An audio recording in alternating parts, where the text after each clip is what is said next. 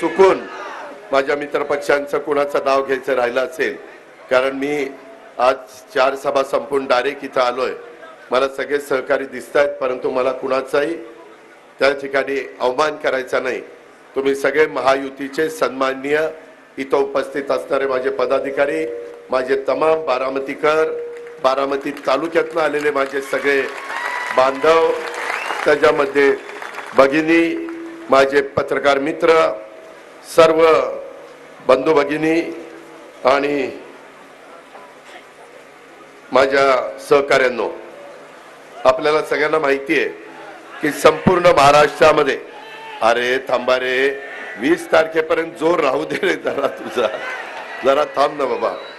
त्यामध्ये आपल्या नेहमीच्या मैदानावर आपण आपली सांगता सभा घेतोय. मित्रांनो, आज आपल्या सर्वांचा आराध्य दैवत युगपुरुष छत्रपती शिवाजी महाराज, स्वराज्य जननी जिजाऊ माँसाहेब, स्वराज्य रक्षक छत्रपती संभाजी महाराज, छत्रपती शाहू महाराज, क्रांतीसूर्य महात्मा ज्योतिराव फुले, महामानव डॉक्टर बाबासाहेब आंबेडकर, लोकशाहीर अण्णाभाऊ साठे, राजमाता जिजाऊ माँसाहेब, राजमाता पुण्यश्लोक अहिल्यादेवी होळकर, क्रांतीज्योती सावित्रीबाई फुले, माता रमाई, या सर्व महामानवांना आमच्या सर्व अतिशय आम्ही त्यांना वंदन करतो, त्यांना अभिवादन करतो. बारामतीचा आपला आराध्य दैवत श्री सिद्धेश्वर, त्याचबरोबर श्री काशी विश्वेश्वर, आपल्या माळावरच्या देवीच्या चरणी देखील मी सुरुवातीलाच आपल्या सगळ्यांच्या समोर नतमस्तक होतो.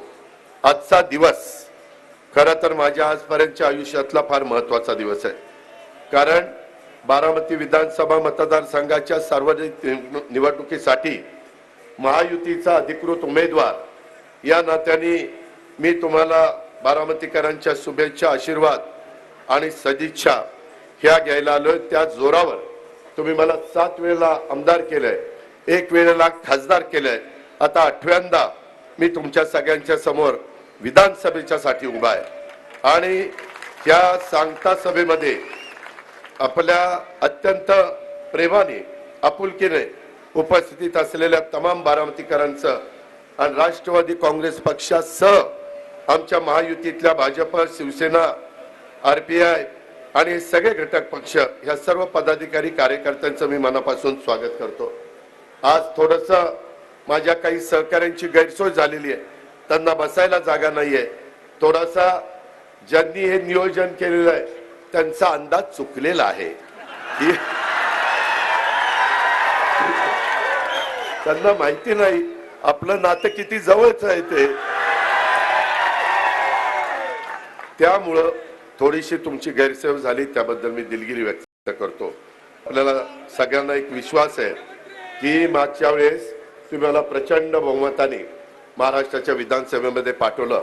मला खूप अभिमान वाटायचा की सगळ्यांची डिपॉझिट जप्त करणारे फक्त बारामतीकरच असू शकतात.